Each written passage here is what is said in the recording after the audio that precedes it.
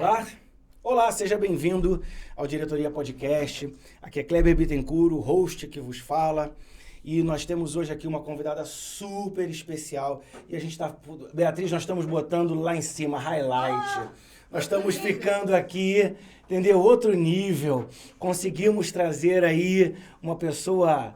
Meu Deus do céu, da enfermagem pra gente. Nós estamos hoje aqui com a Lilian Bering. Palmas para ela. Obrigada. Obrigada. Referência em urgência, referência nacional em urgência e emergência. Cara, é muito gratificante ter você aqui. Obrigado por ter aceitado esse convite. Eu sei que você está cheia de compromisso. Parar para estar aqui hoje com a gente é uma honra. Muito obrigado mesmo por você estar aqui. E a gente está aqui nessa pegada da escola, né? De trazer uma qualidade na enfermagem, uma qualidade para o aluno, falando para ele, assim, trazendo pessoas aqui que vão edificar a vida do aluno, vão trazer uma referência para ele, falar, cara, é nesse caminho que eu quero ir, é essa pessoa que eu quero me espelhar, e ter você aqui... Eu acho que consagra o nosso podcast. Obrigado mesmo por estar aqui. E assim, Lilian, o programa é seu, é nosso. Vamos falar. Fala pra gente da tua história. Fala pra gente de como é que você conseguiu, né, ser eu acho assim, acredito, alcançar o topo da carreira, que é ser uma referência, né? E participar tão fortemente de várias coisas da enfermagem a nível nacional, ser representante do Brasil lá fora, sabe? Conta pra gente como é que começou a tua paixão pela enfermagem. Fala comigo, me conta a tua história. Olha, primeiro é um enorme prazer estar aqui com vocês. Eu acho que falar para os futuros profissionais de enfermagem, falar para os enfermeiros, os técnicos, os auxiliares de enfermagem, falar para a saúde, é também perpetuar a minha missão que eu tenho de salvar vidas das pessoas, né? Eu acho que quando a gente fala de enfermagem, a gente fala de missão em salvar vidas. Missão em salvar vidas, assim, com uma realidade muito cruel, né? Vindo de uma pandemia no qual morreram 900 profissionais de enfermagem. 900 profissionais de enfermagem? No Brasil. E no estado do Rio de Janeiro, 286 profissionais de enfermagem. Para você ter uma ideia, escolher enfermagem hoje, escolher ser técnico de enfermagem hoje, é entrar numa profissão que mata mais que policial. E o Rio de Janeiro mata muito, né? Então, para vocês entenderem. Que loucura, que dado absurdo. Então, a gente está falando de pessoas que, com todos os problemas, escolheram salvar vidas. E aí eu começo contando um pouquinho da minha história, né? Em relação à questão de salvar vidas. Como é que começou essa paixão? Eu venho de uma família muito pobre, né? Em Madureira, um bairro daqui da Zona Norte do Rio de Janeiro. E com 16 anos, passo para a Universidade Federal Fluminense. Quer dizer, você termina seu segundo grau com 16 anos. 16 anos. Você fez o quê? Uma escola regular? Escola normal. Estudei na escola normal e também estudava para o pré-vestibular à época, né? Que para mim só existia a possibilidade de fazer uma escola pública, né? Até porque não existiam muitas faculdades particulares naquela época. E também por conta da questão financeira. Aí estudo no E para enfermagem? Assim, já passei para fazer enfermagem, que eu quero fazer enfermagem. Na verdade, a minha história... Paixão pela saúde já. A questão da história é porque eu tinha uma menina na minha sala de aula do curso normal, que ela era filha de pais separados, e a mãe dela era enfermeira da Petrobras. E aí, uma vez eu fui pra casa dela, e eu morava, assim, imagina, né? Numa comunidade, assim, carente, Madureira e tudo. E aí, eu chego na casa dela, ela vai passar dias com a mãe, ela mora com o pai e com a avó. E ela vai passar dias com a mãe dela, que mora no Flamengo. Eu nunca tinha ido pra Zona Sul. E ela simplesmente... Quando eu chego na casa dela, nesse quarto dela, ela tem um quarto, olha que coisa, né? Você imagina, quarto de adolescente, né? Mas assim, todo cor-de-rosa. A mãe dela chega num taiê branco. Lindo! com cabelo Chanel. Eu falei duas coisas, eu fiquei lembrando, assim, né? Porque, assim, que era muito diferente da minha realidade em tudo, né? Desde a entrada da entrada do porteiro até essa coisa, essa coisa de andar em elevador, você imagina, né? Umas coisas assim. Eram coisas, assim, muito loucas. E aí o mais interessante foi assim, que eu lembrei, cheguei em casa, falei com a minha avó e tudo, que isso aqui me criou junto com a minha mãe. Falei assim, mãe, eu já sei o que eu quero ser. Primeiro, eu quero ser enfermeira.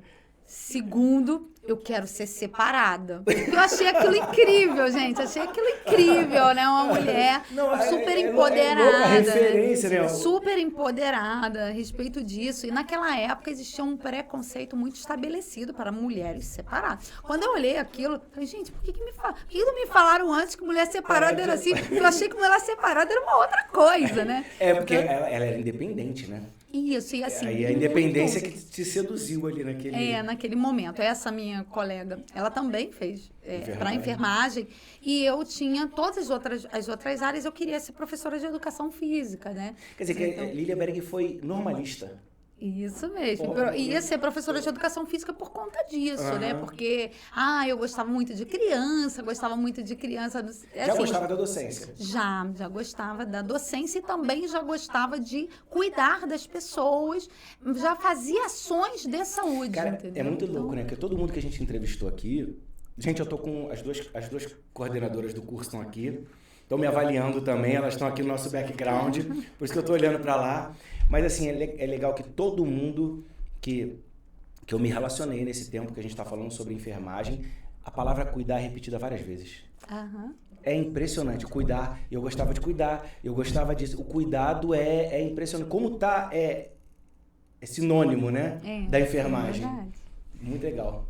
É verdade. E aí é isso, assim. E eu já também participava de grupo jovem da igreja, então eu gostava muito da questão das ações de saúde. Não enquanto somente de ausência de doença, mas enquanto um bem-estar biopsicossocial e espiritual, que eu sempre tive isso muito claro na minha cabeça. Muito claro, né? E assim, de fazer ajuda comunitária, de fazer esses movimentos, e a gente só não sabia que isso tinha nome, né? Quem faz isso, quem coordena as ações de saúde, não enquanto ausência de doença, é o enfermeiro. Então a gente não tinha. E o técnico de enfermagem executa isso de uma maneira profissional, né? Sentando com cientificidade e tudo. E aí você faz a prova. Isso, aí passo para Federal Fluminense, né? Aonde? Lá isso, vai em Niterói, vou para Niterói. Quarto lugar? Dados atualizados do meu background.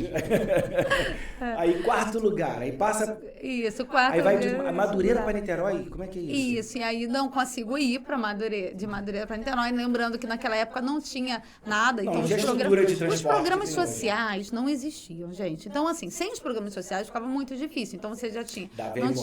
A importância dos programas sociais, isso. Né? Você vê uma potência de uma menina dentro de uma comunidade que vira referência da enfermagem do Brasil.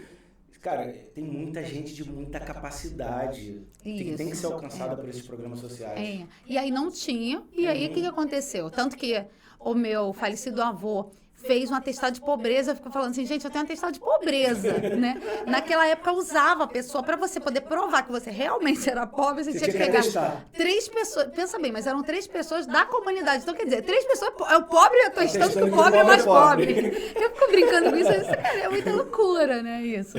Aí tinha um atestado de pobreza para que você comesse no bandejão, ou seja...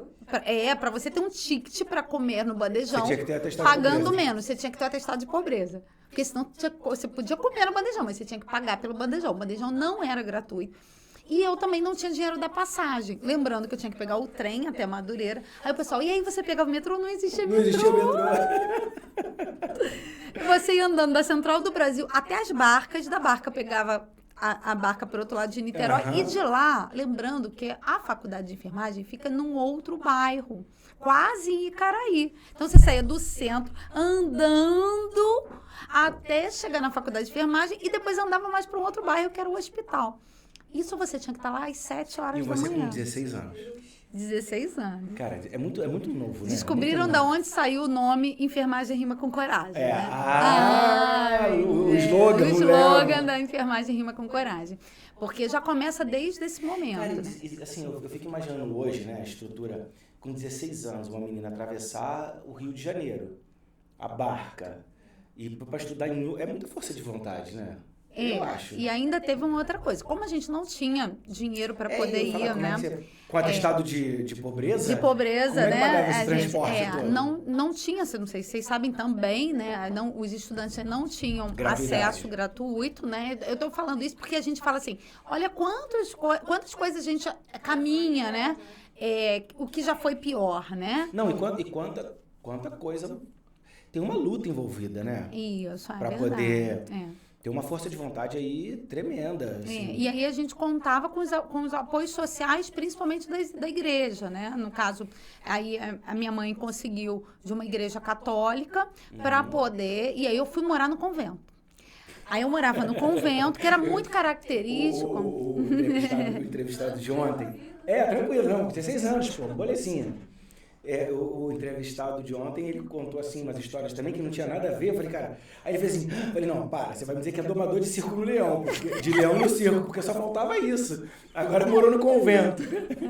E aí, morei no convento para poder me dar um suporte para que eu possa... Ficava perto da faculdade. Na verdade, ficava no bairro de Caraí, né? Santuário das Almas, era bem ali no começo de Caraí. E aí eu ia para a faculdade... e ia para o hospital, né? Ficava mais perto. Pelo menos eu não tinha que me deslocar gastando o dinheiro do transporte. Muitas horas, né? Muitas horas de deslocamento. Eu acho que nem a maioria das pessoas que até hoje estudam em Niterói, na UF, elas moram pelo Rio, né? O principal grupo não é Niterói, não é mais o Rio de Janeiro mesmo, né? Nas federais, inclusive, né? Inclusive as pessoas vêm de outras cidades para poder estudar na UF, né? Então, eu fiz UF, aí começo, logo depois já faço grupos de pesquisa. Eu sempre fui envolvida em tudo que me davam. Eu nunca, eu sabia que por ter nascido pobre, e a gente sabe que o máximo que a gente poderia chegar era onde nossos pais estivessem. Então, a gente já estava saindo daquela linha de conforto. Você já tinha que romper uma barreira. Muitas barreiras. E eu já tinha isso muito claro na minha cabeça. Muito claro na minha cabeça. A limitação social, condição financeira já tinha que ser vencida na base. Naquele momento. E depois viriam muitas outras, mas essa... Muitas outras. Mas eu aprendi muito rápido que, por exemplo, se eu entrasse num lugar, com a minha condição financeira, eu entrasse num lugar com um chinelo, o rico poderia entrar de chinelo e ele não seria barrado, mas eu seria barrado. Então, assim, eu lembro de uma frase clara do meu falecido avô, que ele dizia assim, quer ver, olha só, o pobre, quando ele entra na cadeia, ninguém tira ele. Então, eu lembrava claramente disso, né? Ia o nível superior para poder você ter cela especial. Hoje já caiu até essa lei, né? Mas era muito engraçado. Tipo assim, se um dia eu tiver nível superior, eu vou ter cela especial. Gente, o ideal era nunca precisar da cela nunca precisar da cela especial, né? Então, assim, nem da tornezeleira eletrônica, né? Agora, Então, eu fico brincando com isso, mas eram frases que a gente isso via. Era muito assim, eu não sei quem tá escutando nosso podcast, mas assim, eu tenho 45 anos. Acho que qualquer um pouco mais novo que eu já escutou essas frases, limitadoras, né? Limitadoras sociais, mas é muito legal a história de alguém que com mesmo essa pressão da nossa idade, que com essa pressão vence isso tudo, né? E, cara, é maravilhoso, porque através da educação, né? A educação transformou a tua realidade, né? Com certeza. E aí vamos lá, apaixonada pela enfermagem, foi pra faculdade. Aí começo faculdade, já dentro da graduação também, já começo a me envolver com a Cruz Vermelha Brasileira, né? Aí fui ativista humanitária da Cruz Vermelha Brasileira. Eu fico falando, se Deus quiser, a gente não vai polemizar, né? Nesses 45 dias aí, no qual eu tô licenciada do Conselho Regional de Enfermagem, porque eu tô vindo candidata a deputada estadual pelo Rio de Janeiro pela enfermagem, né? Mas a gente teve uma polarização muito grande. Então, nas outras eleições, né, que eu não estava candidata, eu lembro claramente, quando eu botei que eu era ativista humanitária da Cruz Vermelha Brasileira, as pessoas colocavam assim embaixo da minha coisa assim, que isso? Você é uma xiita. Eu falei, meu Deus, As pessoas não sabem o que é ativista humanitária que salva vidas. Né? Então, assim, eu acho que a gente, se Deus quiser, vai ter uma eleição menos polarizada, né? Que a gente consiga dizer, olha só, entre investir em educação ou investir em armas, invista em educação. Porque no armas vai dar ruim. Vai dar ruim, porque aquela pessoa sem educação, eu sou a pessoa que mais acho que deve investir em armamento para quem é de direito. Policial tem que ter armamento adequado, tem que ter... Sabe aquela coisa assim? Do mesmo jeito que o professor tem que ter Para ter qualquer coisa, tem que ter educação. Isso. A educação é básica. Se não tiver educação, não pode ter nada. Não pode ter nada. Nem direito a nada. Porque a educação é tudo. É uma coisa, assim, impressionante, né? Então, eu espero que não. Aí eu era ativista humanitária da Cruz Vermelha Brasileira. Comecei no estado do Rio de Janeiro, depois galguei o espaço nacional e depois... que já termino a faculdade, tudo, já galgo o espaço internacional, né? Hoje eu sou uma ativista humanitária internacional. Cara, né? Que legal, que legal. Dá tanto orgulho, né? Ver uma brasileira, assim, né? Que é nascida numa comunidade que, através da educação muda e vira uma referência internacional, né? Assim, deixa eu falar, gente, a Lilian, ela tá aqui conosco hoje, ela é mestrada, ela é doutorada, ela é pós-doutorada ou PhD, né? Cara, assim, é um diferencial. Quantos no Brasil hoje tem um PhD, né? E de uma área tão... É o que eu falei, na enfermagem, eu já falei aqui no bastidor, que o IPA demorou a entrar, o colégio, né, demorou a entrar na enfermagem. Eu até a Lilian estava dando uma palestra aqui para os nossos alunos, antes da gente gravar o podcast, e eu entrei na sala e falei para os alunos, gente, eu tinha toda a restrição de entrar na área de saúde, porque a gente trabalhava em outras áreas de educação, e agora essa tá fazendo a gente gostar da enfermagem, eu tô gostando da área da saúde. É verdade. Mas é muito legal, cara, é muito legal. Porque o resultado nosso... O resultado do cuidado é impressionante. Porque assim, eu gosto muito... Quando eu falo da questão do cuidado, eu acho que a gente tem eu vou fazer um café pra mim, você quer um café? Vai fazer. Eu vou tomar só uma aguinha mesmo. Vai tomar só aguinha? Tá. Então... Eu acho que quando a gente fala... Eu acho que a gente tem que melhorar ainda a comunicação com a sociedade. A sociedade, ela não tem ideia. Eu sempre falo da expectativa e da realidade, que eu brinco assim, mas é a maior... Qual é a expectativa que a gente tem? Por exemplo, quando eu digo assim, você é a referência da urgência e emergência no Brasil, né? Na verdade, eu não sou sozinha, tá? Existe um coordenador geral, que é o Eduardo Fernando, é um nome nacional, internacional, ele responde, ele é o coordenador da Câmara Técnica de Urgência e Emergência no Brasil, e nós somos os membros dessa Câmara Técnica. Então, vamos lá, explica para o leigo que está nos assistindo. Existe uma câmara, Câmara Técnica, um conjunto de pessoas que se fazem as reúnem leis para fazer as leis, para fazer as diretrizes de como proceder na urgência e emergência do país. No país. E você faz parte dessa... Faço parte, isso Câmara. Respondo não só pelo Rio de Janeiro, mas pelo Brasil, entendeu? Legal. Então, e nós somos um time, né? Essas pessoas são as pessoas que fizeram as leis, mesmo, por exemplo, da urgência e emergência no país, a gente participou junto, a gente tem... Como proceder, como fazer, que horas que fazer. Isso, que horas que faz, dentro da legislação do profissional. Então, é tipo assim, o que bota você na cadeia enquanto enfermeiro, técnico e auxiliar? É mais ou menos isso que a gente está falando. E aí, nesse conjunto, a gente, por exemplo, fez a inserção da máscara laríngea. Vocês escutaram, todo mundo escutou. Inserção da máscara? Da máscara laríngea, mas vocês escutaram assim na televisão. O kit medicações de Covid, o kit intubação, tá faltando. Quem fez essa denúncia? Os enfermeiros. Por quê? O que era isso? O paciente estava morrendo de falta de ar e ele precisava colocar um tubo orotraqueal ou alguma coisa que fizesse com que ele respirasse através de uma máquina, que era o ventilador. Perfeito. Então, ele estava com falta de ar. Aquilo podia ser rapidamente. No Brasil, a gente só tinha um tubo orotraqueal. Fora do país, tinha quase 15 anos que o enfermeiro inseria máscara laríngea, que é a mesma coisa que um tubo orotraqueal, mas ele é mais fácil de inserção e ele pode ficar até 3 dias com o paciente no respirador. Entendi. O outro é um mecanismo mais invasivo. Os dois fazem a mesma função. Só que um é mais, posso falar para moderno, mais atualizado? Isso, mais atualizado. Ele tem menos risco. Você colocar máscara laríngea, ele seria teria menos risco e ele é de mais fácil execução, por exemplo. Você consegue botar uma máscara laríngea com o paciente quase de cabeça para baixo. O procedimento é mais fácil. O procedimento, de inserção é mais fácil. Por que ele não é tão adequado? Porque no Brasil a gente tem uma coisa chamada síndrome da Gabriela. Eu nasci assim, eu cresci assim. Eu adoro essa síndrome. Eu falo essa síndrome. Falo ou não falo, Bia? Eu falo isso direto. Porque assim, sabe o que acontece? A gente nasceu como ser humano para ser evoluído. É o meu pensamento. Para se evoluir. Para todo mundo vai evoluir. E a única certeza que a gente tem é de mudança. A vida inteira. Se a gente quebra o princípio, a resistência à mudança, a gente tem facilidade de levar a vida, porque tudo muda. O transporte na sua época que te levava para a faculdade não é o mesmo de hoje. É verdade. Então você tem que... Não, porque meu pai fazia assim, eu vou fazer assim. Não, cara, seu pai fazia assim de acordo com as condições dele.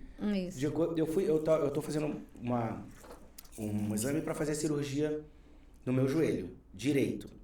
E eu fiz a mesma cirurgia no meu joelho esquerdo há 8 anos atrás, com o mesmo médico. Né? Eu falei, e aí, doutor, como é que vai ser? Porque ele falou, esquece, 8 anos já mudou tudo. Isso mesmo. É outro procedimento. 2 furinhos, tranquilo. Toquei um laserzinho.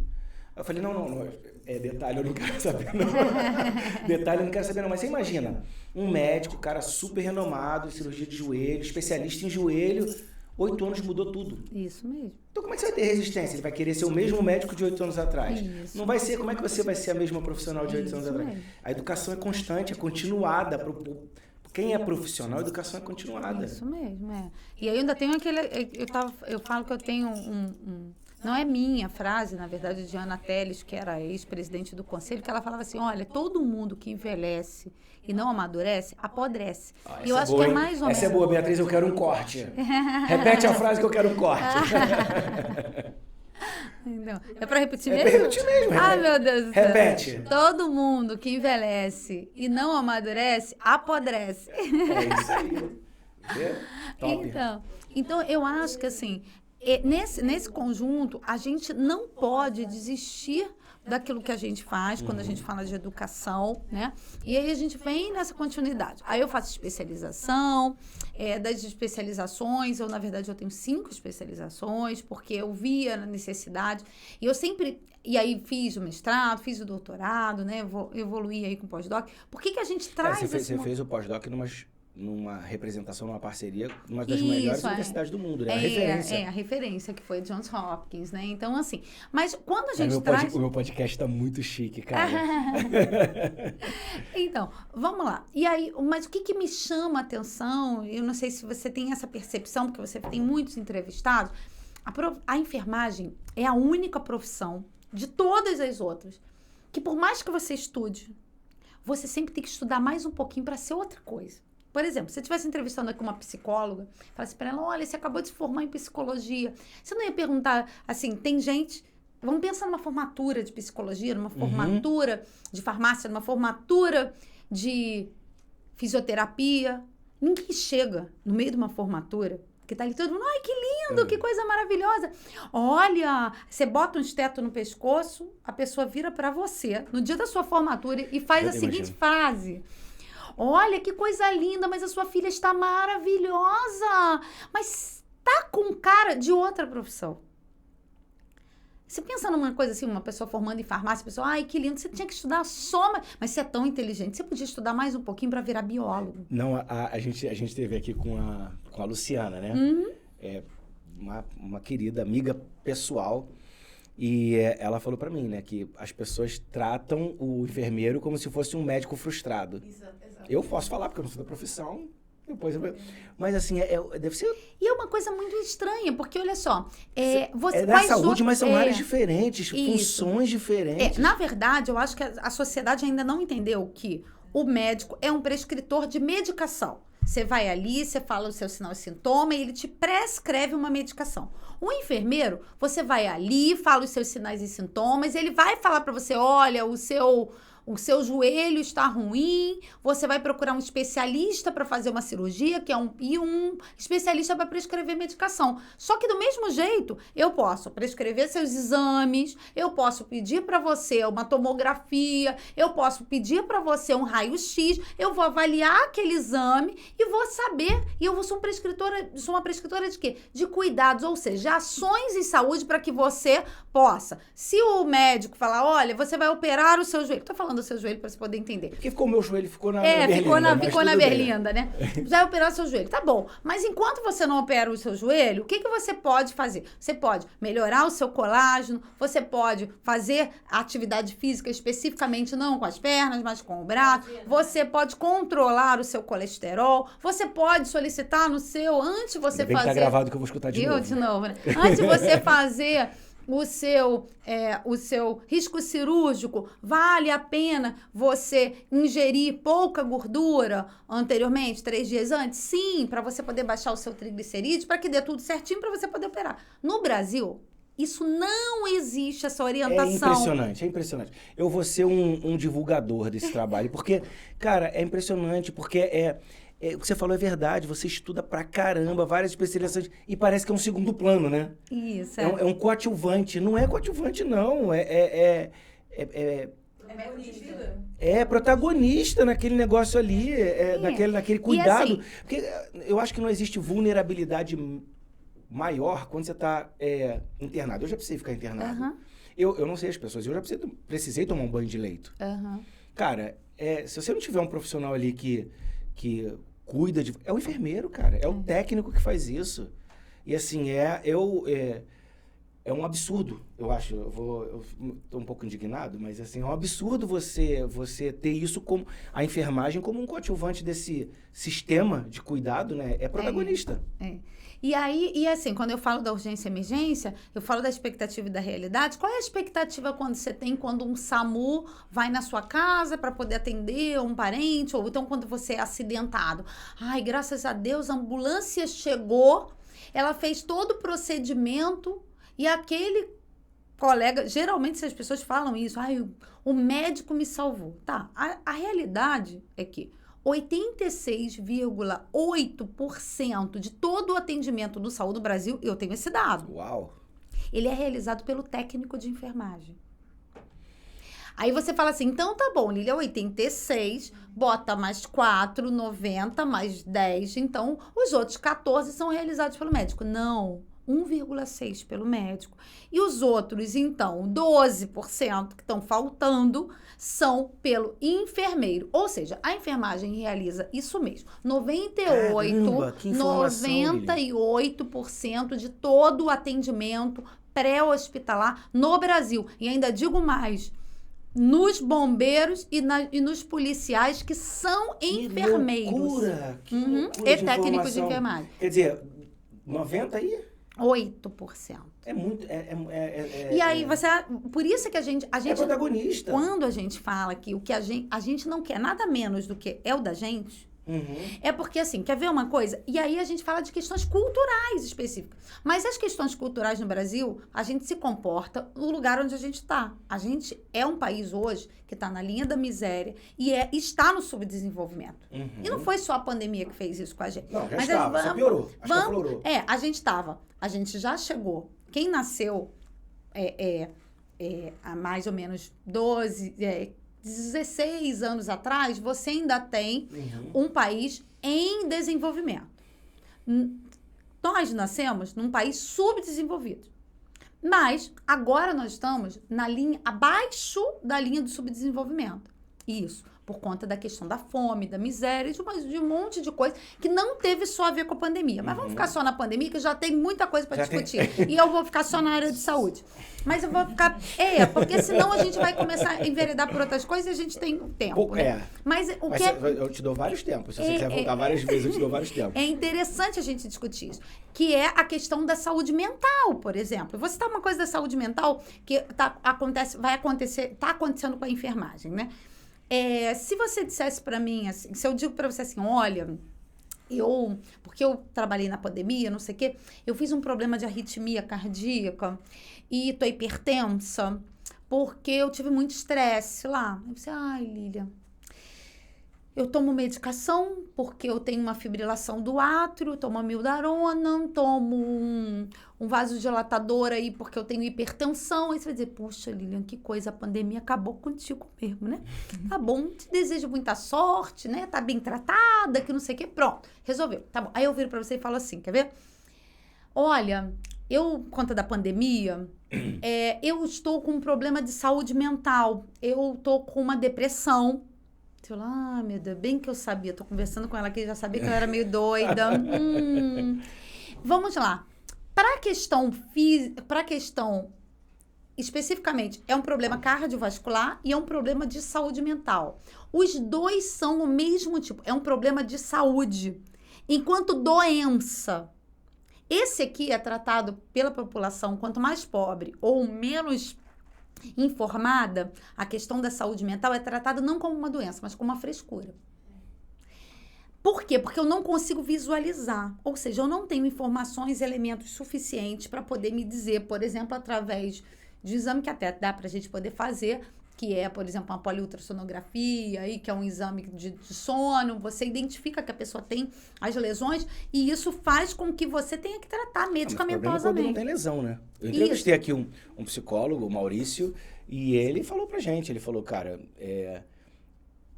vai arrebentar muita coisa por aí. Ainda não arrebentou tudo que tem pra arrebentar. Isso. Então, e aí você... Tá. Mas você entende que a gente não está evoluído o suficiente porque a gente tem história. Para entender isso com uma coisa que existe. E aí vira o preconceito, né? Isso. Aí o preconceito estabelecido do que... Poxa, mas a minha avó passou pelo que ela passou, a minha mãe passou por aquela porque ela passou e sobreviveu. Sobreviveu, mas se hoje a gente evoluiu, a gente não precisa beber água hoje contaminada da bica quando eu tô jogando futebol, porque eu sei que vai me dar hepatite A.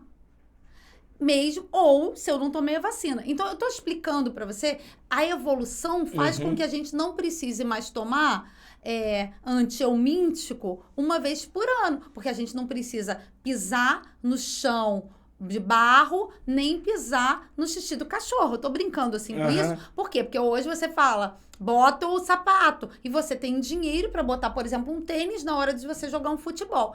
Eu tô explicando para você que quanto mais conhecimento a gente tem, isso tem a ver com o poder aquisitivo. Mas vamos ao contrário, quando a gente tem conhecimento, e eu acho que essa é a grande missão da enfermagem, é levar o conhecimento, a saúde, a quem não tem esse conhecimento. Por isso que é tão importante que eu acho que vai ter uma evolução, que já está acontecendo, que hoje a gente olha para a pessoa e eu falo que eu já não tenho mais isso.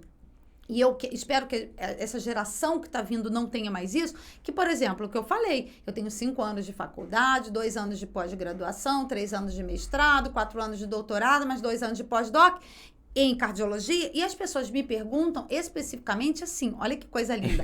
Eu boto um esteto, primeiro assim, ué, por que você tem um esteto? Porque eu sou cardiologista.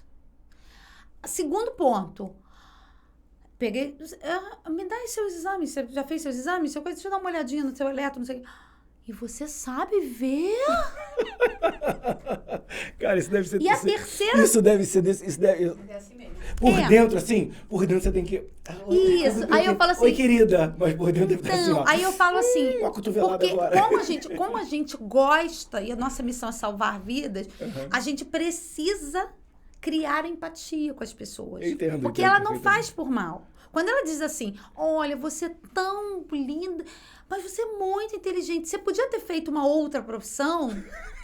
Ela não tá dizendo pra você... Aqui, ó. Isso. Ó, como é que o cara fica. Ela não tá dizendo pra você... Agonia, dizendo pra você assim... Olha, é porque ela aprendeu... É um conhecimento pré-determinado de que a única profissão no Brasil, na área de saúde... que é valorizada. E aí, num país capitalista, me diz o quanto eu te pago, que eu vou dizer a valorização que você tem. Por isso, a luta pelo piso, né? Que eu quero entrar ainda nesse detalhe, né? Eu ia falar sobre isso. Então, acho que a gente pode entrar fora do nosso tempo, não, mas né? você está... Gente... Ela ficou de... A gente tá com um piso, a gente tá com um tempo corrido, porque... Isso, a Lília tá cheia de questões aqui, mas assim... Eu tinha algumas perguntas para fazer. Eu acho que você podia me dar umas vezes aqui no podcast da gente. Com certeza. Eu acho que você podia dar pra gente. Mas assim, eu tinha algumas perguntas para fazer, porque assim... Faz, porque a gente tá... Você tem uma carreira, assim, brilhante, né? Tem que ser dito, né? A gente tem uma falsa modéstia na gente que a gente impede de falar. E eu acho que não. Acho que tem que falar da sua carreira brilhante, porque você vai estimular muita menina, muito menino, muitas pessoas, indivíduos que estão te assistindo hoje e falam, cara, eu nunca me imaginei fazendo um PhD. E aí vai dizer, cara, uma menina guerreira, 16 anos, se dedicou, construiu, chegou e vai olhar para você e falar, cara, se a Lilian chegou, o que ela teve? Ela teve força de vontade, ela teve determinação, ela teve coragem, ela teve, né, escolhas. Eu fico imaginando quantas vezes você disse não para quantas coisas na sua vida em prol de construir essa carreira. Com certeza. Talvez do convívio com os pais com 16 anos, vai morar num convento, cortou esse cordão umbilical para ver. Então teve um preço a ser pago por isso tudo. E você vai servir de exemplo para muita gente. E as pessoas vão olhar o podcast, vão olhar essa história e vão dizer assim, cara, ela fez, eu posso fazer. Com certeza. Ela chegou, eu posso chegar. E muito mais que isso, você se envolve, você chega num que eu acho... a gente estava falando em off aqui, quando a gente estava preparando, e a gente estava falando do ápice da carreira, né? Como é que é o ápice? Como é que alguém que chega com PhD e referência, participa de... A gente estava falando aqui sobre Abu Dhabi, fazer representar o Brasil, congresso, representar o Brasil em tal lugar. Pô, cara, você chegou no topo da carreira e é muito legal. E é referência em urgência e emergência. Homenagem da ONU, com o nome dela. Foi homenageada pela ONU. Meu podcast tá muito chique. Olha aqui. Na verdade, por conta da questão da morbimortalidade na Covid, né? A gente... Então, por ter feito a legislação da inserção da máscara laríngea, a gente, então, diminuiu a morbimortalidade na Covid no Brasil e, por isso, a ONU, então, homenageou a gente... E eu sempre falo isso porque eu acho que isso tem que ser colocado, né? Eu posso ter sido a primeira enfermeira a ter sido homenageada pela ONU por diminuição de morbimortalidade no Brasil, mas não serei a última, colega. Nós temos a missão de salvarmos vidas. Parabéns. Então, eu acho que essa é uma coisa bem importante, porque tem que ser dito. E aí, eu digo pra você assim, porque você... Aí, pra gente voltar do piso, né? Do piso, vamos pro piso. Eu tô guiando aqui pro piso. Isso. Porque você chega nesse topo da carreira profissional, no seu objetivo, nessa referência, e eu acho que por causa disso, você é convidada, se envolve com algumas questões da profissão, na luta por um reconhecimento, na luta pelos direitos, né? da classe. E isso tudo é extremamente importante. E a gente começa com uma questão muito séria, que as pessoas falam assim, ai, que lindo, você fez enfermagem e foi por amor, né? Porque assim, né? Tipo assim, dinheiro você não tem, É igual né? professor. Só por amor que você é professor, porque dinheiro não está envolvido nessa relação. Eu digo que não foi por amor, pode ter sido com amor, e para mim qualquer profissão, aquela que tem cientificidade, que a gente senta, por isso o nome profissão, tem que ser feita com amor. Mas esse romantismo de nós nascemos para cuidar, não. São ações de saúde que nós fazemos e que o nome das ações de saúde enquanto um bem-estar biopsicossocial e espiritual chama-se, o especialista disso chama-se, na média complexidade, o técnico de enfermagem, e na alta complexidade, o enfermeiro. Quando a gente fala que nós somos especialistas, eu digo que a gente já entende mais de seleção brasileira, eu sempre falo isso, do que de enfermagem. Se você pergunta quem é o coordenador da seleção brasileira, você diz o Tite. Quem é o coordenador das pessoas que fazem as ações de saúde enquanto bem-estar biopsicossocial e espiritual nesse país? O nome dele é enfermeiro. É muito doido isso. Quem é uma informação que tem que ser muito divulgada. Tem que estar muito claro isso para as pessoas. E quem é que executa 98% de todas as ações? Quem bate pro gol? Você rapidamente diria Neymar, Lília. Mas na saúde, a gente não consegue entender que o executor dessa ação é o técnico de enfermagem. O dia que a gente consegue entender isso... E aí esse profissional tem que ser valorizado. Mas olha só, nos Estados Unidos, o nome do técnico de enfermagem, a gente traduz como paramédico. Ele tem o high school, 2º grau, ensino médio, mais 18 meses de curso técnico. Sabe quem é esse cara? É o técnico de enfermagem brasileiro. Aí você fala assim, tem gente que até brinca assim, né? Que quando eu falo isso, aí a pessoa... Você vê os programas internacionais e fala, o paramédico. Pois é, mas lembrando uma coisa. Eles não traduzem paramédico. Chama peer nursing. Aí o cara, meu mundo caiu. Era o técnico de enfermagem que eles falam que eles falam assim, quer ver? Eles falam em inglês, eles falam emergência, help. E eles falam peer é paramédico. Peer é peer nursing. Não é enfermeiro. E não é médico. E não é paramédico. Esse termo paramédico, ele surge no Brasil. Você pode olhar, ele surge no Brasil. Não existe. Que loucura. Não é physician. Que loucura. Lília, não acredito. Mas no Brasil, tudo, a tradução é médica. Quer ver? O prontuário do doente. Qual é o nome do prontuário? Fala pra mim. Prontuário médico. Quer ver outro? A clínica, quem tá ali dentro da clínica 24 horas é a enfermagem. O nome da clínica é clínica médica. Que é outro? Não, é sério. Cara, que é um boom, explode a cabeça, porque é verdade. Leva-se tudo por uma estatização. Lógico. Mas não é uma... As equipes são de saúde. Ou, no máximo, as equipes de enfermagem e demais profissionais. Qual é o nome das equipes? Médico.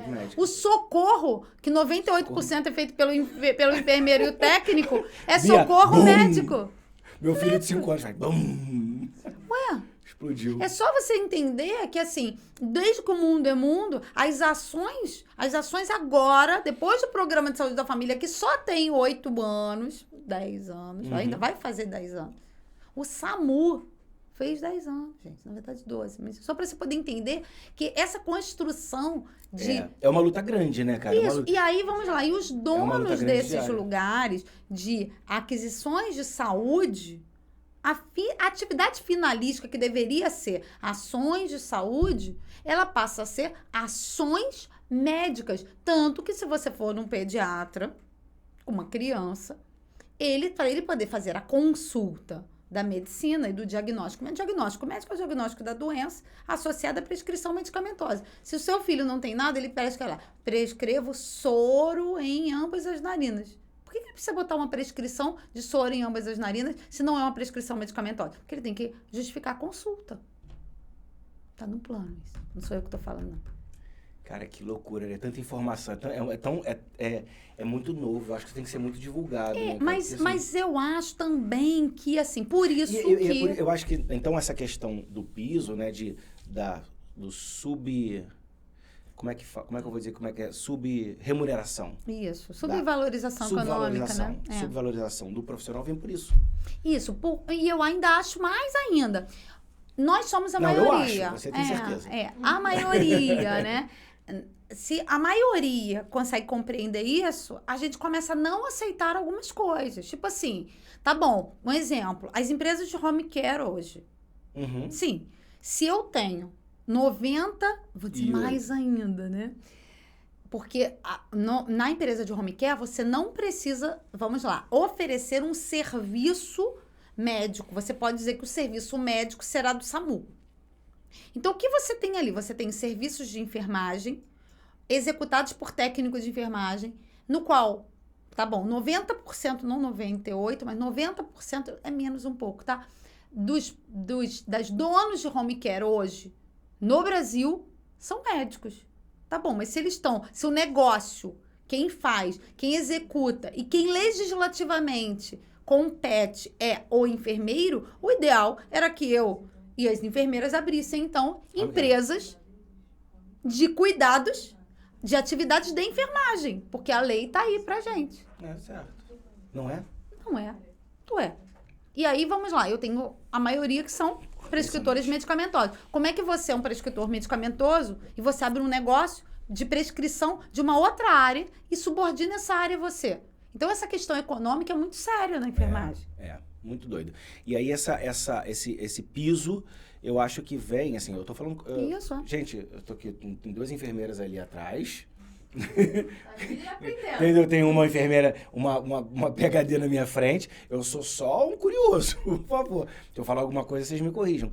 Mas, assim, eu acho que o que a gente vê de fora é, assim, o técnico. Mais pro técnico, que é o que eu tô envolvido aqui, a própria enfermeira mesmo de...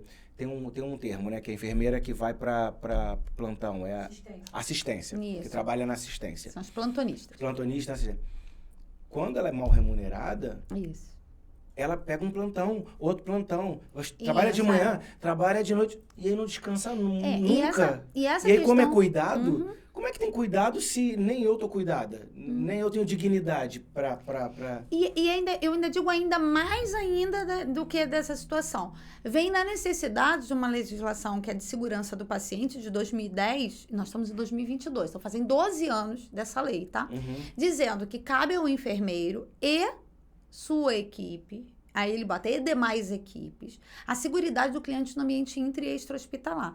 Se eu sou coordenador da segurança do paciente, porque eu estou 24 horas ali à beira do leito, e o meu técnico é o executor de todas as atividades, se esse indivíduo está cansado, e eu tenho, inclusive, a lei do descanso, que é da deputada enfermeira Rejane, que ela diz o seguinte, olha só, você pode botar, por que o cirurgião cardíaco ele não precisa ter lei dizendo que ele precisa descansar. Porque se ele opera mal o seu coração, você morre. Para. Então, o juiz rapidamente diz, olha, esse profissional precisa ter um local para ele descansar, porque coloca em risco a vida das pessoas. A nossa lei, ela só começa a ser executada a partir de 2010, por conta da questão da segurança. Dizendo assim, olha só, se você privar o técnico de enfermagem ao sono... Você diminui. Mas isso tudo. Fui eu mesmo que escrevi essa parte, por isso que eu tô falando pra você. Aí a pessoa fala, por que você fez tanta lei? Porque fica mais fácil citar. Fica mais fácil, não precisa decorar de onde vem isso, de onde que... Então você estuda aquilo e convence o cara disso. E é só você pegar um rato e fazer isso. Priva ele do sono. Agora você imagina um técnico de enfermagem privado do sono, que ele tem que fazer medicações que dão risco, que tem risco iminente de morte. Gente, se até caminhoneiro agora tem lei para dirigir tantas horas e tem que descansar, como que alguém que vai cuidar da minha saúde vem para colocar a mão em mim, pois é. Né? Cuidar de toda essa máquina. Porque isso aqui, eu não estou desmerecendo a profissão do mecânico, eu não estou desmerecendo a profissão de ninguém, por favor. Não é porque eu estou fazendo um elogio que eu estou desmerecendo. Mas, cara, se o cara erra no meu carro, ele bateu o motor, vai me dar um prejuízo. Vai me deixar a pé na estrada. Me deixou a pé na estrada, me causou um constrangimento. Cara, se o cara erra comigo numa mesa cirúrgica, num procedimento, né? Eu estava falando com a Lu, numa indicação de lavar as mãos para uma cirurgia, que é o básico do básico do básico do básico. Esse cara estressado, irmão, sem dormir, tendo que trabalhar para dar dignidade para a casa dele, 24 aqui, 24, sei lá, 24, 36 aqui, 36 ali, pegar o plantão do amigo, o filho passou uma necessidade, pega um plantão extra para poder...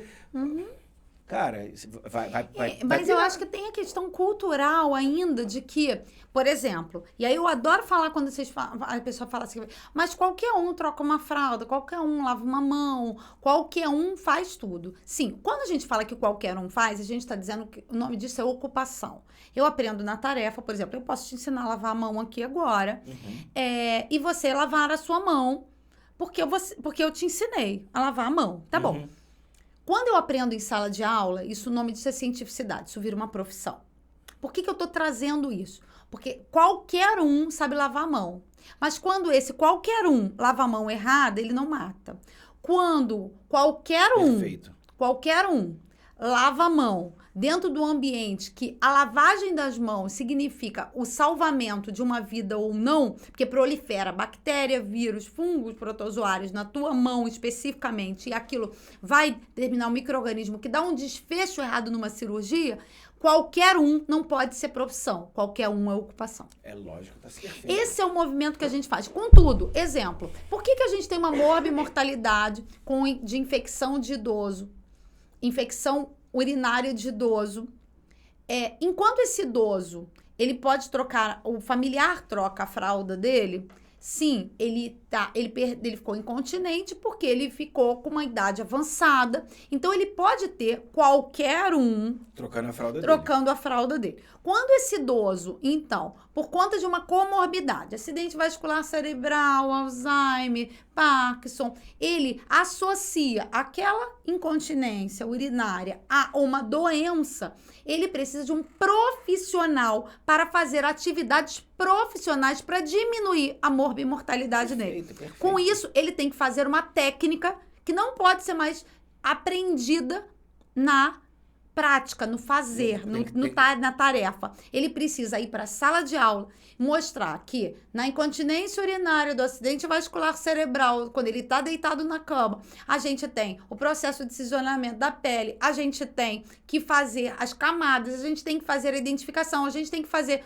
o cuidado, as ações para diminuir aquela infecção. A limpeza não pode ser mais feita de qualquer jeito, não pode ser feita mais com papel higiênico, a limpeza tem que ser com higiene, tem que limpar depois que terminar aquele procedimento, tem que jogar em ambiente que não vá contaminar o resto. Então, isso a gente só aprende em sala de aula. É perfeito. Quando a sociedade não consegue compreender que nós evoluímos, sim, de ocupação para profissão, a gente tem a mortalidade. Que foi o que Florence fez há mais de 100 anos atrás, na Guerra da Crimeia. Ela disse assim, olha só, qualquer um lava a mão. Só que agar sangue é o meio de cultura. Se você... Então, o senhor, que não quer deixar a gente lavar aqui porque acha que é frescura, que é mais ou menos isso. Algumas pessoas se comportam em 2022... Como se estivesse na guerra lá. Como se a gente estivesse na Guerra da Crimeia, dizendo o seguinte, olha, gente, isso daí... Pra que essa frescura? Pra que essa frescura de vacina? Pra que essa frescura de lavagem das mãos? Pra que essa frescura de botar máscara? Tudo isso é um mimimi. Então, a gente viu o general lá botando a Florence presa e a gente vê em 2022 acontecendo de novo, sem dar o protagonismo para a enfermagem. Só que sem protagonismo da enfermagem, a gente não diminui morbimortalidade e as pessoas morrem. Então, eu acho que esse é o grande ponto. E por isso... Em 2022, a gente teve aí, eu tenho muito orgulho de ter sido a relatora do piso, nosso piso. A gente não, esse protagonismo não é só meu. A gente teve uma junção dos sindicatos, do Conselho Federal, no qual eu participava, que eu tô licenciada, mas presidente, né, do Conselho do Rio de Janeiro. E a gente disse, porque o que acontecia? A gente precisava de uma PEC 11, que dizia o seguinte, o que o governo queria, e tá certo, tá? Da onde vem o dinheiro? Vocês estão dizendo... Até a prova para pagar, mas de onde vai sair? Isso, da onde vai sair? Aí fizemos o estudo que chama o custo-risco de mortalidade. E aí, de mortalidade, olha só, o custo-risco de custo-efetividade, que chama, para poder saber da onde vai tirar o dinheiro para que o secretário de saúde dos 92 municípios, mas nós estamos falando dos 5 mil no Brasil... diga-se o seguinte, olha, tá bom, eu pago, tá bom. Então, a gente fez o estudo, e aí a gente fala aqui, ó, saiu do royalties, é porque, como foi eu mesmo que fiz, é fácil de falar, não vou demorar muito não, mas assim, sai do royalties do petróleo, do minério de ferro, sai da questão para os que quiserem da possibilidade de legalização do bingo, tá? E o pessoal, meu Deus, vai legalizar o jogo de azar. Desculpa, gente.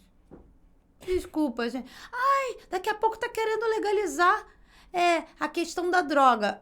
A pior droga é o cigarro e ela é legalizada. Eu tenho estudos que mostram isso, tá?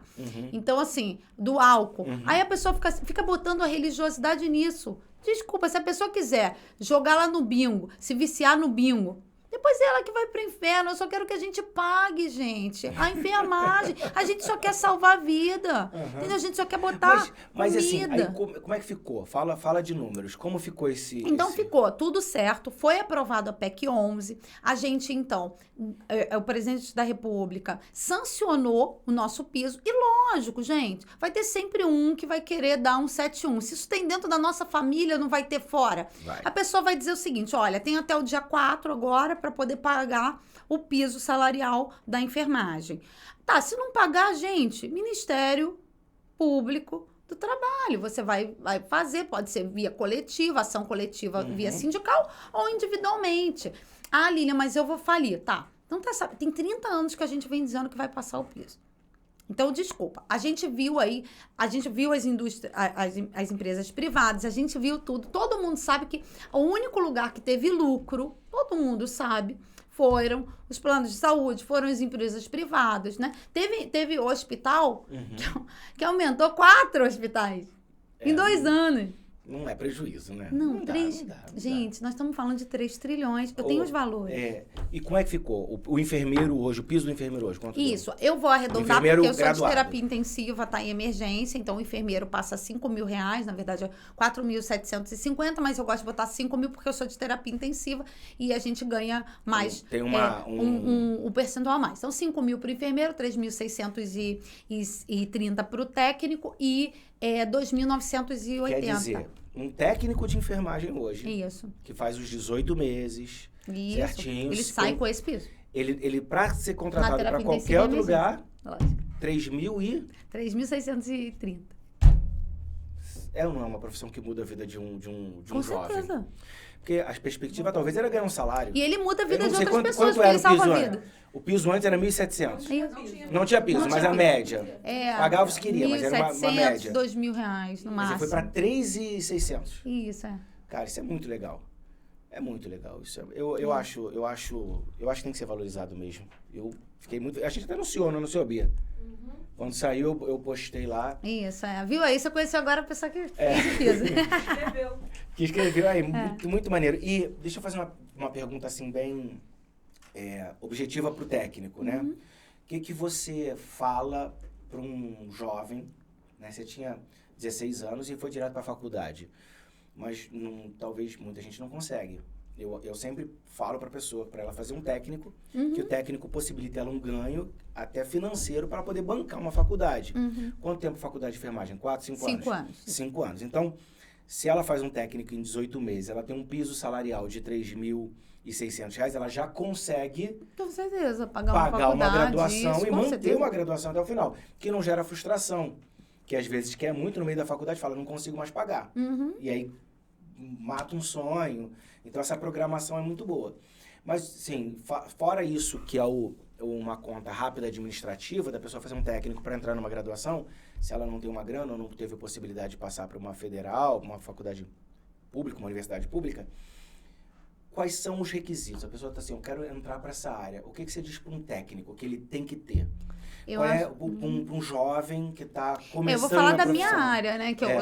Porque a minha área é terapia intensiva e emergência, né? Eu acho que assim, primeiro porque eu acho que é uma cachaça. Eu acho que a gente precisa... Cachaça não, porque eu acho que cachaça é feio, né? Assim, primeiro porque eu não bebo, né? Eu acho que é um termo assim... Não, mas é um termo, um dito popular, não é cachaça, cachaça. Eu acho que a gente tem a liberação de endorfina necessária, porque a gente tem... Caraca, foi muito bem. A relação da cachaça para a liberação de endorfina necessária. Porque foi assim... 10. Eu vou usar agora a liberação de endorfina. Agora eu tô já com a politicamente correta, né? Então eu acho que assim, né? Mas assim... Eu acho que a gente precisa entender que o técnico pode querer ser só técnico. Eu acho que esse é um primeiro ponto. Show de bola. Por que eu acho importante? Ninguém pergunta pro Neymar se quando ele acaba de bater pro gol ou alguma coisa na carreira dele, ele vai querer ser Tite da seleção. Vem cá, você tá terminando a sua carreira, você vai querer ser técnico? De cara, futebol. o cara tem que... E a gente tava buscando essa dignidade, entendeu? Porque hoje eu tenho técnicos que têm 3 empregos. Se ele quiser continuar tendo 3 empregos, ele vai ganhar R$12.000. Então, assim, aí você vai dizer, cara, eu trabalho pra caramba. Pô, mas tu ganha bem pra caramba. R$12.000. Então, a gente não tá falando de uma pessoa que precisa galgar um outro espaço para poder fazer a sua missão de executar, salvar a vida. Isso, salvar a vida. Então, eu acho que esse é um primeiro ponto, que era uma coisa que eu tinha na minha cabeça, que se você pensar que um enfermeiro de posto, na minha época, ganhava salário mínimo quando eu comecei a minha carreira, hoje a gente tem um técnico de enfermagem que não ganha hoje o salário mínimo.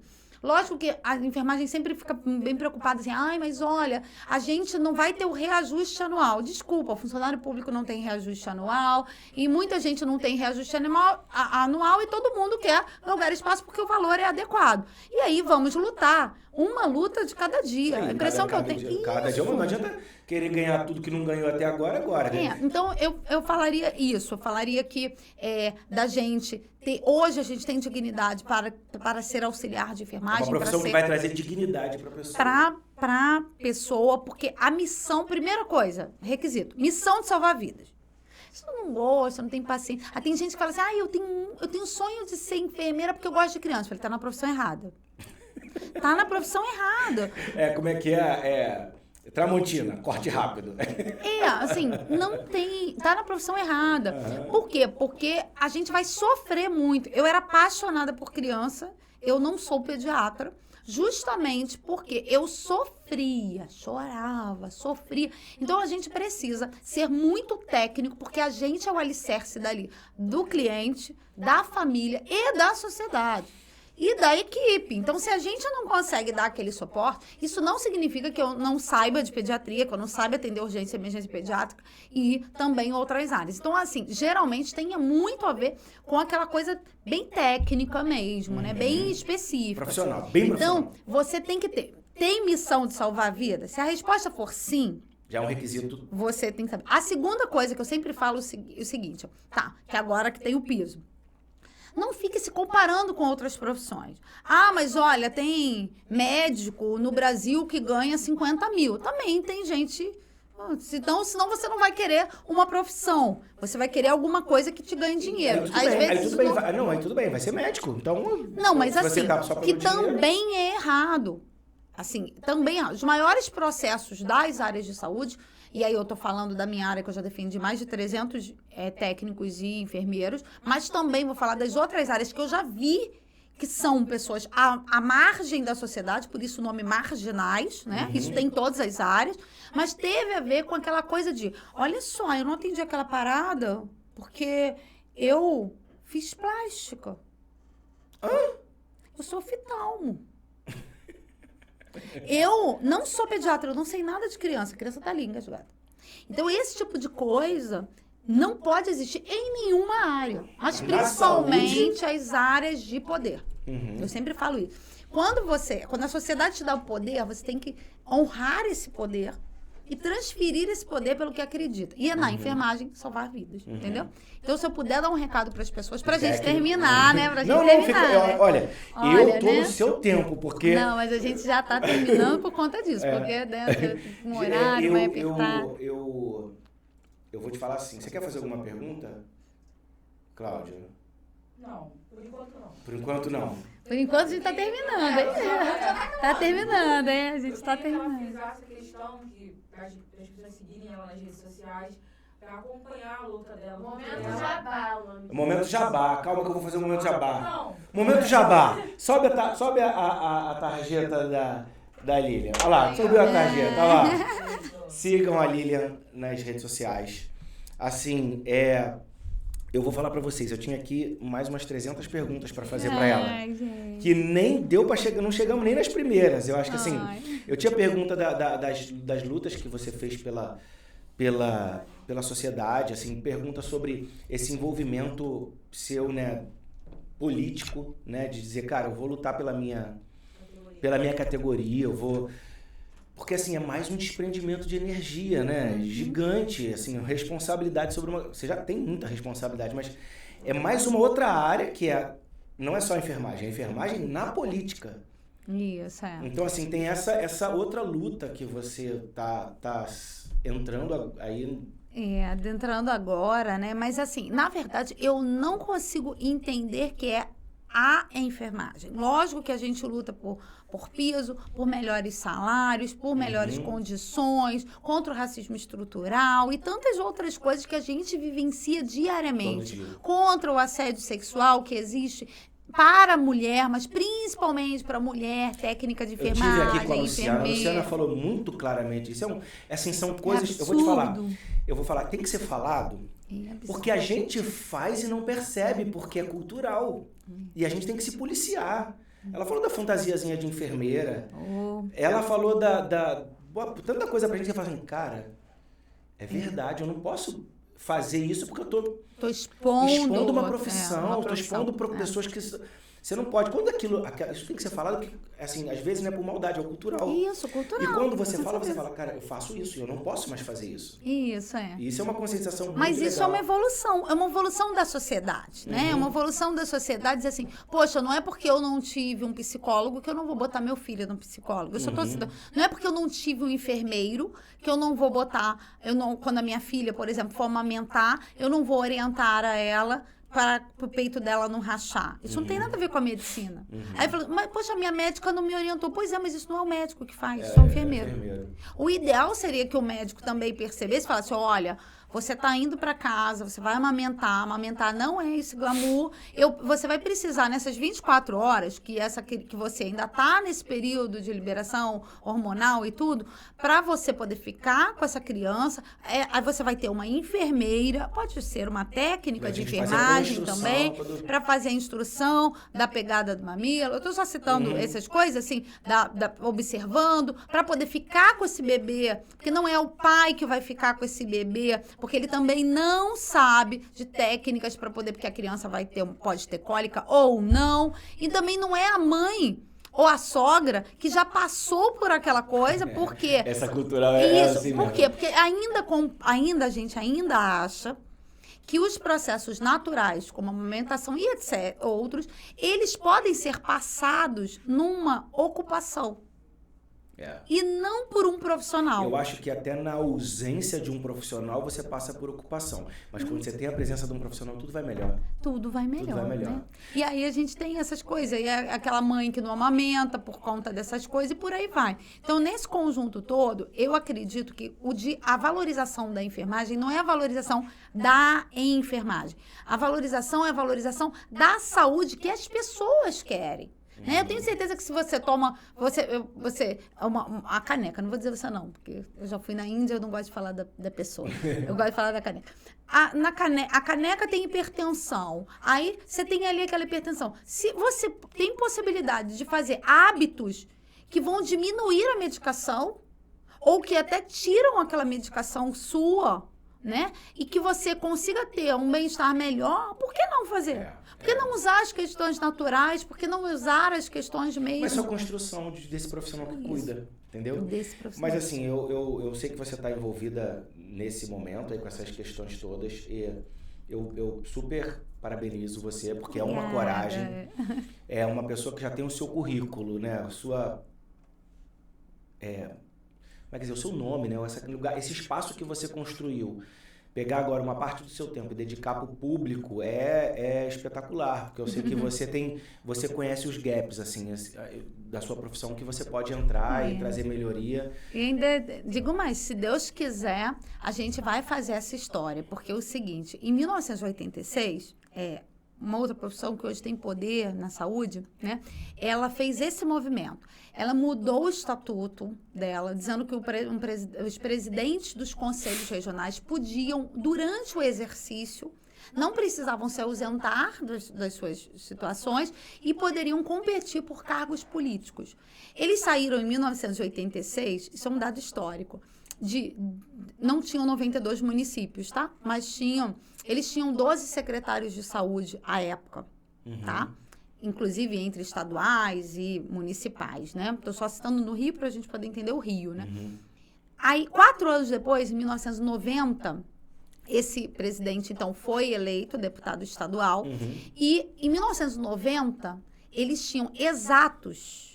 E aí foi dado o nome Projeto Político Parlamentar da Saúde. Tá? E aí, 4 anos depois, desses 12 secretários de saúde, que eram de uma determinada profissão, eles passaram a ter 98% de todos os secretários de saúde. Era como se fosse assim, se você virasse prefeito, já falaram assim para você, olha só, você tem que chamar um determinado tipo de profissional da saúde para poder te ajudar. Isso foi uma ajuda. O que aconteceu daí de 90 para agora? Lógico que nós estamos falando aí de 30 anos, 32 anos exatamente. A enfermagem começa a criar o projeto político parlamentar da enfermagem. Não porque, e até pra gente poder falar disso, a gente fala assim, não, a gente não tá desmerecendo ninguém. Não, a gente não tá desmerecendo ninguém porque não existe uma profissão que tenha mais responsabilidade social, ou seja, que vai pra cadeia pela sociedade do que o enfermeiro técnico de enfermagem. Então, nós precisamos de representação social dentro das estruturas políticas. Eu acho que é isso. A gente falou em off, eu acho que é isso. Eu acho que se eu me omito, se eu não participo desse movimento político, seja ele qual for, eu estou falando de todos os movimentos. Se você não se omite, depois você não pode reclamar.